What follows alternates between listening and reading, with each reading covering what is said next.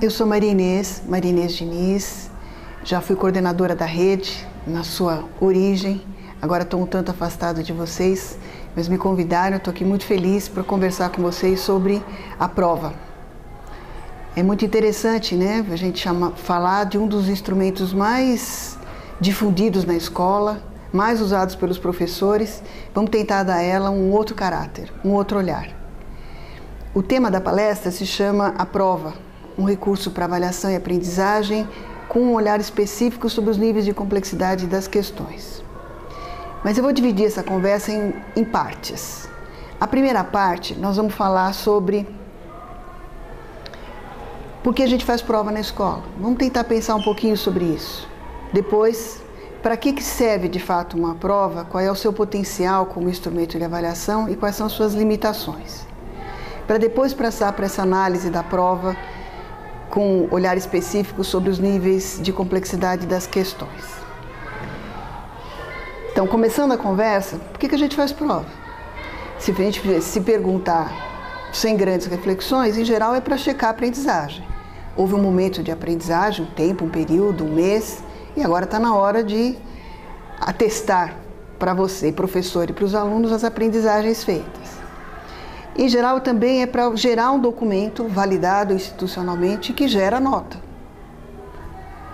A outra razão seria para fazer algum diagnóstico das aprendizagens que os alunos já trazem de um determinado conceito, procedimento, tema, para depois disso desenvolver um plano de ensino. Ou simplesmente como um instrumento de acompanhamento do ensino e da aprendizagem. Em geral, são esses os motivos pelos quais a gente faz prova. Agora, se a gente olhar para ela com um pouquinho mais de detalhamento, o instrumento prova afeta ou diz respeito a duas partes, aluno e professor. O professor propõe a prova, o aluno faz a prova, realiza o que é pedido e, em geral, as condutas no modelo bem tradicional, o aluno, ao fim da prova, pergunta quanto tirei e o professor se pergunta quanto o aluno tirou. Quantos alunos eu tenho aprovado, quantos reprovados, quantos estão de recuperação, posso continuar andando com tranquilidade, preciso voltar para algum ponto. O ideal era que a gente desse à prova um outro caráter, que seria aquele em que o aluno, ao final da prova, se pergunta o que eu aprendi e o que falta aprender. E o professor se perguntaria o que ele, aluno, aprendeu e o que falta a ele, aluno, aprender. Entre o real e o ideal, o que falta? O que precisa ganhar esse instrumento prova para que isso aconteça? Para que o aluno passe a questionar o que aprendi e o que falta aprender, não basta a prova. Ela não é suficiente para isso. Eu preciso agregar à prova outros instrumentos de avaliação. Eu preciso fazer alguma coisa com essa prova depois dela, para que ele volte para pensar sobre o que ele aprendeu ou o que falta aprender. Por exemplo, fazer uma autoavaliação, fazer com que ele escreva sobre a prova, quais foram as principais dificuldades, montar um plano pessoal de estudo para vencer essas dificuldades, mas a prova em si, por si só, não é suficiente para mover o aluno da nota pura e simples para uma postura de aprendizagem mais diferenciada. Para que o professor também pare disso, simplesmente contabilizar quantos alunos têm recuperação, quantos foram aprovados ou não, e passe a perguntar o que o aluno aprendeu e o que falta aprender, a prova tem que ter intencionalidade. Ela tem que ter um planejamento muito bem feito. É esse o ponto da nossa conversa. O que precisa ter uma prova, qual é a estrutura de uma prova, para que eu possa sair da contabilidade de acertos e erros e avançar com ela como um instrumento de real validação ou de acompanhamento da aprendizagem. Então, antes disso, quer dizer, eu vou concentrar minha conversa com você, professor. Vamos olhar a prova sobre o ponto de vista do professor. Do ponto de vista do aluno fica para um outro momento. Se a gente olhar teoricamente, o instrumento prova tem a seguinte conceituação. É um instrumento para avaliação de desempenho do aluno que possibilita maior cobertura da matéria. Satisfaz critério de justiça, objetividade e imparcialidade. Isto é, a possibilidade de diferentes examinadores, independentes e qualificados chegarem ao mesmo resultado, resultados idênticos. Isso é teoria. Na nossa área de matemática e ciências da natureza, em geral, ela é composta de questões ou problemas texto bem formulados e relacionados a um conjunto de temas do conteúdo específico. É essa cara que, em geral, as nossas provas têm. Ainda em teoria, o que se espera que uma prova avalie? Os conhecimentos específicos, os temas, os conteúdos, habilidades cognitivas e algumas capacidades, como eu disse, selecionar, relacionar e organizar ideias e, se possível, seria possível, inclusive, uma prova avaliar soluções criativas, né? Se a questão for permitir que isso aconteça, isso também pode ser avaliado. Na prática, entre o que a teoria diz de uma prova, a gente encontra uma série de limitações. Apesar da aparente imparcialidade que se diz uma prova ter, a subjetividade sempre influencia a avaliação. A gente não corrige duas provas da mesma forma, nem de duas classes da mesma forma, e nem um ano, a mesma prova aplicada em duas séries de anos distintos, ela não é corrigida pela gente exatamente da mesma forma. Outra limitação da prova é que ela fica delimitada por um número fixo de questões. 8, 10, 5, 4. E são essas as questões que dirão para você, por esse instrumento, o que o aluno sabe. Então, saber recortar as questões, que questões estão na prova, também delimita o que eu posso ler de aprendizagem desse aluno. Por ser um instrumento culturalmente difundido, válido, institucionalizado, para muitos professores ela é a coisa mais fácil de fazer. E, em geral, ao facilitar, a gente improvisa. Escolhe uma questão simplesmente porque ela é bonita, ou porque caiu no último vestibular, ou olha, fala do tema, sem uma reflexão aprofundada de por que ela está indo para a prova. E aí a gente corre o risco de, no feedback ao aluno, dizendo só o que ele errou, o que acertou, não dizer a ele exatamente o que ele aprendeu e o que ele falta aprender.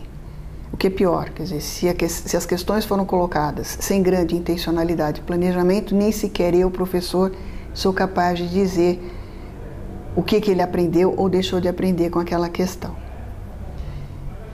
Então, para avançar no instrumento, prova como recurso de avaliação para a aprendizagem, é preciso planejamento e intencionalidade na construção desse instrumento. É aí que nós vamos centrar a nossa conversa. O que compõe a prova? O que está dentro da prova? Como a gente disse agora há pouco, são questões. As provas da área de matemática e ciência da natureza são compostas por questões.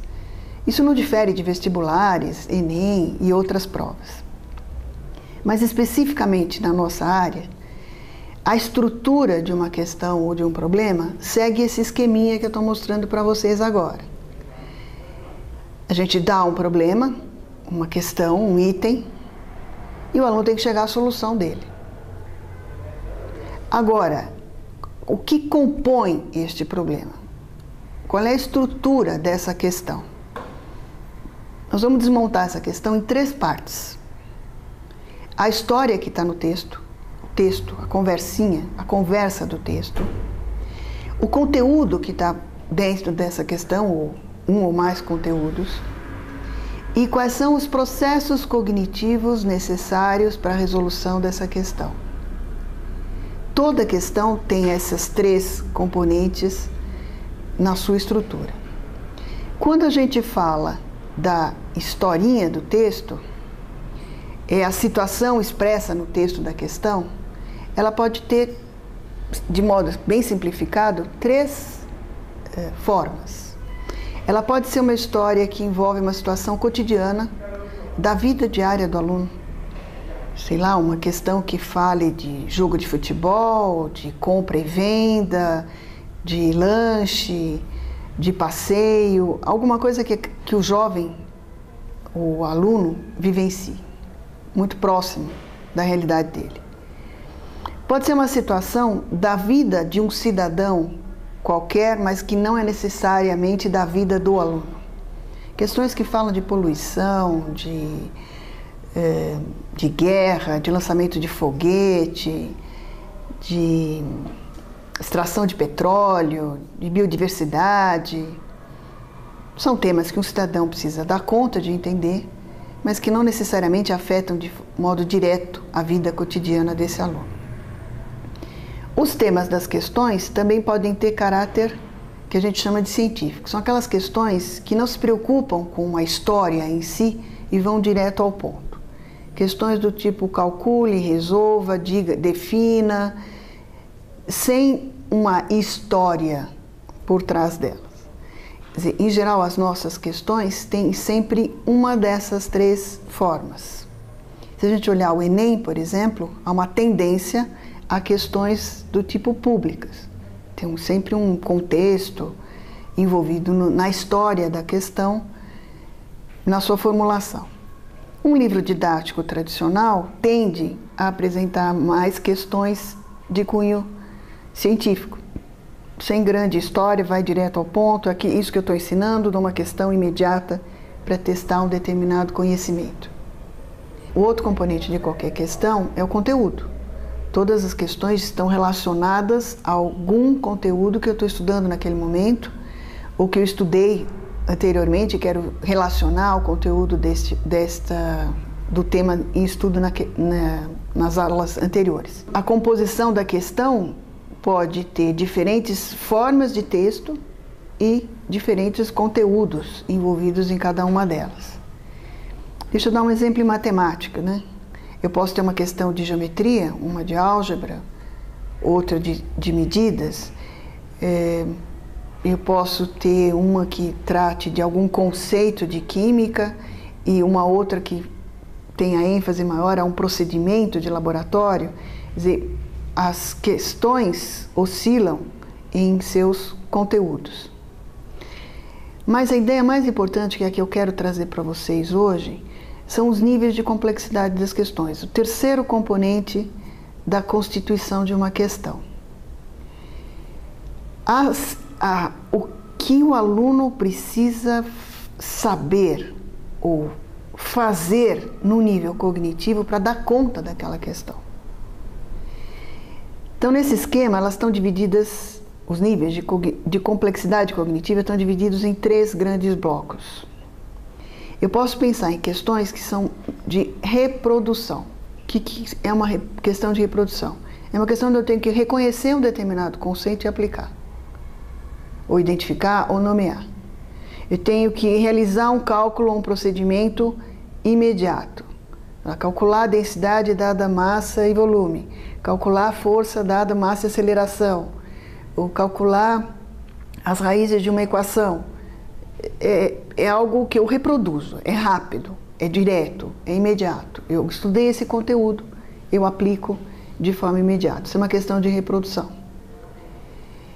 Uma questão pode ter um nível um pouquinho mais elaborado de complexidade cognitiva do aluno para ser resolvida, que são as de conexão, onde ele não é um simples aplicar imediato, mas ele precisa compreender e interpretar um problema ainda simples, ou modelar uma situação simples. Isso é dada lá um texto, uma história de problema, e ele precisa primeiro passar para algum tipo de modelo para depois resolver a questão. Esse modelo pode ser uma equação química, pode ser uma fórmula de física, pode ser um esquema da biologia, pode ser um desenho ou um gráfico em matemática. Outra possibilidade da conexão é executar procedimentos bem definidos com mais de uma etapa. Então, essa complexidade é um pouquinho diferente da outra, não significa uma aplicação imediata, mas eu tenho mais de uma etapa para cumprir, para chegar à solução. Por exemplo, eu preciso calcular uma área, mas antes de calcular a área, eu preciso calcular uma outra medida, para depois obter a área. Ou para calcular a densidade, eu preciso fazer alguma coisa anterior para chegar até a massa, para depois chegar à densidade. Ou seja, problemas que têm mais do que uma etapa já exigem do resolvedor um nível de complexidade mais elaborado. E por fim, um nível que a gente poderia dizer mais sofisticado do ponto de vista cognitivo é aquele que exige reflexão. Significa formular e resolver problemas complexos, problemas com várias etapas ou problemas que relacionam ideias diferentes. Quer dizer, um problema que aparentemente eu vou resolver com um cálculo de uma medida, mas eu preciso passar por alguma relação trigonométrica antes, eu preciso sair daquele conteúdo e ir até um outro para obter um dado parcial e voltar. Questões que necessitam de uma abordagem original. Isto é, alguma coisa que eu não resolvi antes, que eu não vi pronto antes, que eu não tenho um modelo de apoio imediato. Executar procedimentos com várias etapas. Problemas onde eu tenho que fazer muitas coisas até chegar à resolução. Problemas onde eu preciso generalizar. Se eu dou uma parte da história, eu preciso dar um passo adiante, eu preciso inferir alguma coisa, construir uma hipótese para depois montar uma estratégia de resolução. Ou questões em que é preciso algum tipo de argumentação, de explicação, ou ainda que seja preciso relacionar diferentes coisas. Se vocês olharem, as questões do tipo cognitivo que envolvem a reflexão são as mais solicitadas nos exames de avaliações externas. Uma questão de vestibular dificilmente é uma questão de reprodução. Calcule, execute, identifique, nomeie. Ela sempre tem mais de um passo. Ela sempre envolve mais do que um conteúdo. E quanto mais sofisticado é esse vestibular, mais sofisticadas ficam essas questões também. As questões do tipo Enem ficam entre a conexão e a reflexão. Dificilmente elas são questões de uma etapa só e dificilmente elas são muito complexas. Elas ficam num âmbito intermediário entre esses dois níveis de cognição. Há questões do Enem que também são do nível da reflexão, mas elas se concentram mais na conexão.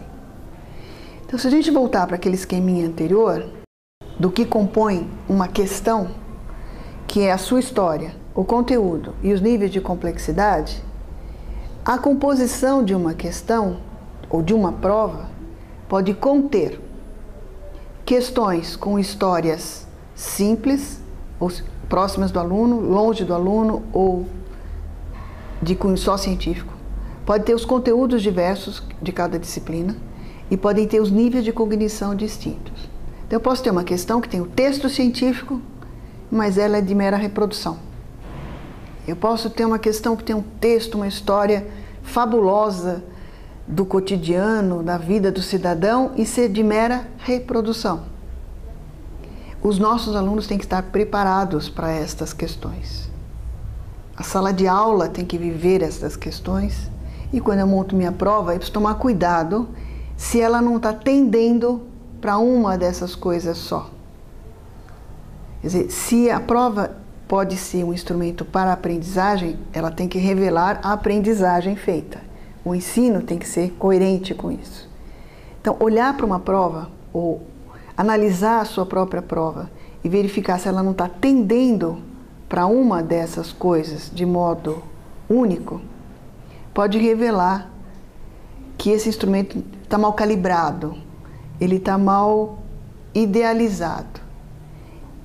Em compensação, quando eu coloco uma questão com toda essa intencionalidade, eu sei que tipo de texto eu quero que o aluno leia, eu sei qual é o conteúdo que eu quero que ele mostre a aprendizagem aqui e sei que nível de complexidade cognitiva eu estou exigindo dele.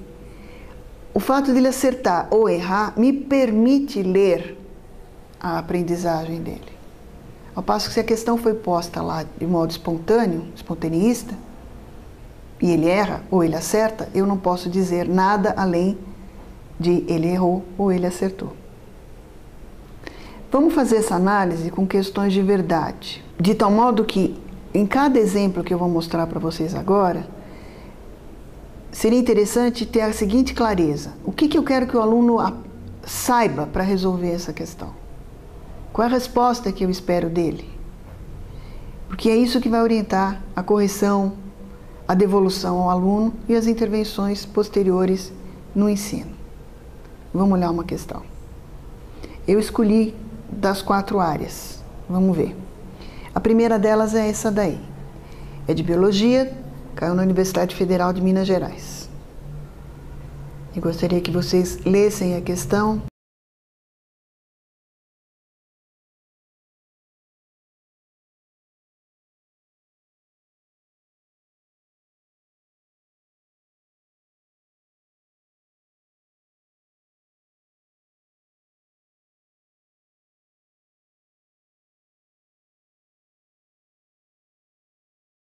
Independente de se você é professor de biologia ou não, se você sabe o que é comensalismo, inquilinismo, esqueça essas coisas.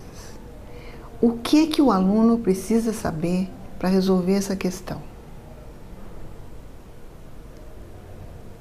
Precisa saber ler, tá bom, já li. Ele precisa entender a história. Ah, tá bom, a história até que é uma história relativamente interessante, né? Envolve animais que competem por alimento numa árvore. Mas o que eu preciso saber, além de passar pela história, para poder optar entre as alternativas A, B, C, D e E? Eu preciso saber o que é comensalismo, mutualismo, competição, inquilinismo. Eu preciso ter esse conjunto de informações, mas se eu tiver na minha memória essas informações, essa é uma questão imediata. A resposta dela é a alternativa E. E o que eu preciso saber é o que é protocooperação e o que é competição, para escolher essa alternativa. Se eu não tiver essa informação no meu banco de memória, talvez eu tenha uma grande dificuldade para resolver a questão. Mas se foi algo que eu estudei, que esteve no ensino próximo ao momento em que eu vou realizar essa prova, ela é uma simples transposição daquele conteúdo para a resposta esperada aqui. Então, apesar do texto ser um texto que a gente pode dizer que é um texto público, né, ou que fala de uma situação real, verdadeira, o processo cognitivo envolvido é muito simples. É um processo de simples reprodução. Vamos confrontar essa questão com uma outra da mesma área, do mesmo conteúdo. Não vou trocar de conteúdo.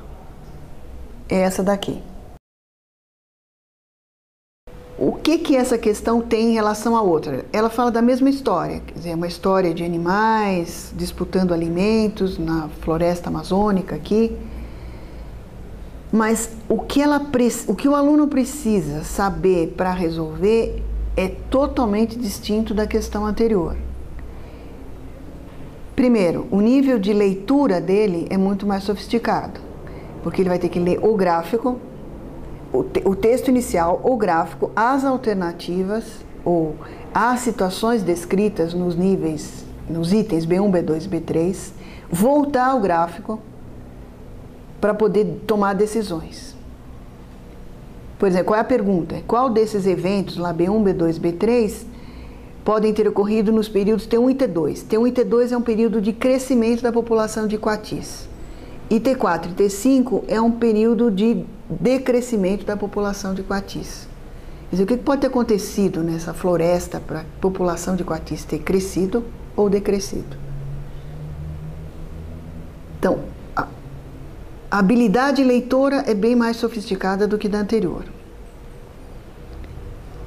E o conceito de sobrevivência, de cadeia alimentar, está aqui presente tanto quanto no anterior. Quer dizer, o conteúdo não variou, mas o nível de complexidade é bem maior. E não basta escolher uma alternativa. Quais desses eventos podem ter implicado o crescimento ou decrescimento da população de coatis e justificar. Vocês percebem que essa questão é bem mais sofisticada do ponto de vista da complexidade cognitiva do que a anterior. Vamos trocar de exemplo. Este aqui. Essa é uma questão de química. Se a gente olhar para o texto dele, ele é a típica questão com o texto científico. Não tem história, não tem contexto, direto ao ponto. O conteúdo deve ser diferenciação de substância ser pura ou não.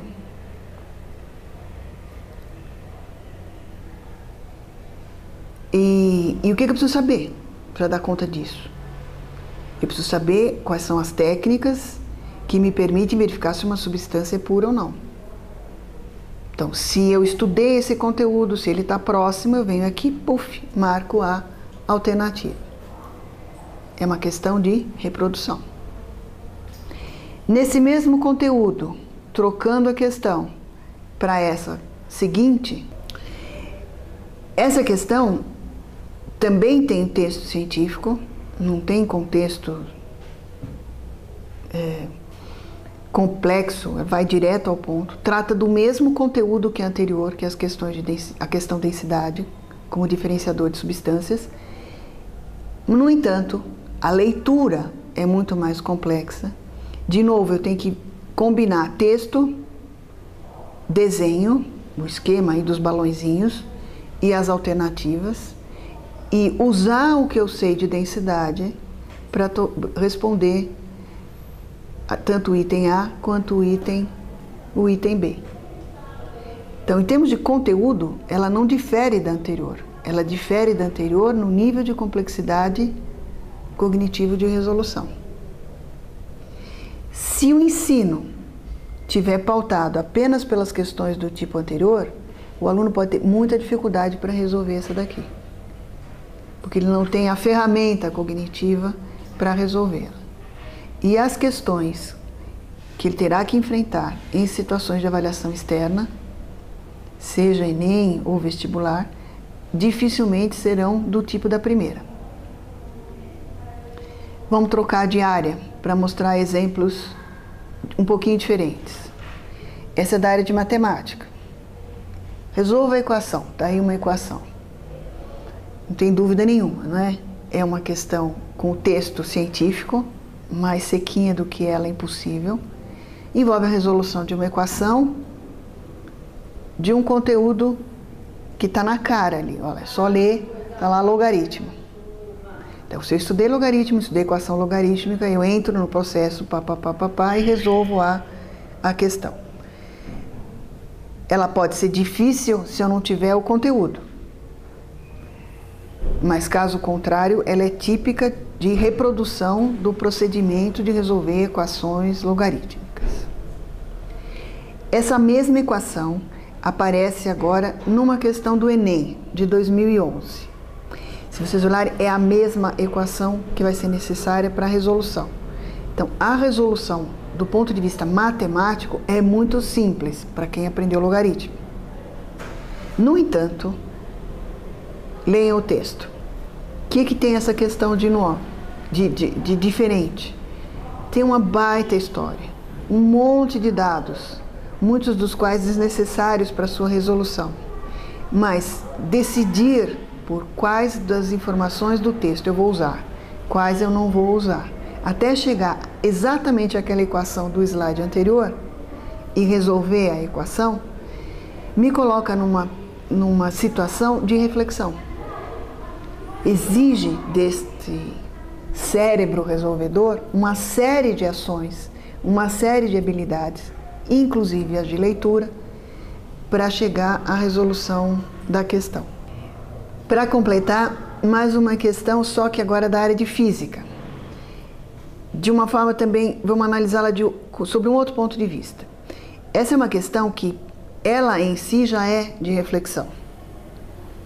Então, observem que essa questão já é de texto científico, que fala sobre transmissão de calor, relação calor-volume, e exige do aluno relacionar as alternativas 1, 2, 3, qual delas é verdadeira, por que é verdadeira, e depois optar pela alternativa correta. Agora vamos ver essa mesma questão reformulada. Qual foi a grande mudança? A questão já veio resolvida. Já está dito de cara. A questão a seguir, a alternativa correta é o item A. Qual é a grande tarefa? Ler a questão, concordar que a alternativa correta é A e construir argumentos de por que as alternativas 2 e 3 do texto não são corretas. Qual é o objetivo? Mudou totalmente. É mais do que o conteúdo, é mais do que a leitura. É colocar o aluno num processo de construção de argumentos. Então a resposta não é mais o foco, mas sim envolvê-lo num processo cognitivo bastante sofisticado de construção de argumentos. Se a gente voltar para o esquema original, para o esquema das questões, quanto desta intencionalidade está na prova que vocês têm feito? Quanto desse planejamento das questões está presente nas provas que os alunos têm feito ao longo desse tempo sob a responsabilidade de vocês? Para concluir, eu queria só demarcar algumas coisas. Primeiro, que a prova não é nem a vilã, nem a única possibilidade de se avaliar a aprendizagem. Quer dizer, ela não é nem o bicho feio, que deve ser execrada, pelo contrário, ela tem toda a sua validade, mas ela não pode ser pensada como um único instrumento de aprendizagem pelas suas limitações. Conhecer o instrumento e elaborar a prova com objetivos claros pode ser um avanço no uso desse instrumento, que era esse o foco da nossa conversa de hoje. E quando se quer formar para as habilidades, que é o cerne do projeto pedagógico da Rede Salesiana, a forma das questões é tão ou mais importante do que o conteúdo veiculado no texto das questões. E, finalmente, há muito que se fazer antes da prova, em termos de planejamento, e depois da prova, para que ela de fato se torne um instrumento de avaliação e aprendizagem dos alunos. Era isso que eu tinha para conversar com vocês agora. Terminado esse nosso momento de conversa, eu estou no chat à disposição de vocês para continuar esse bate-papo.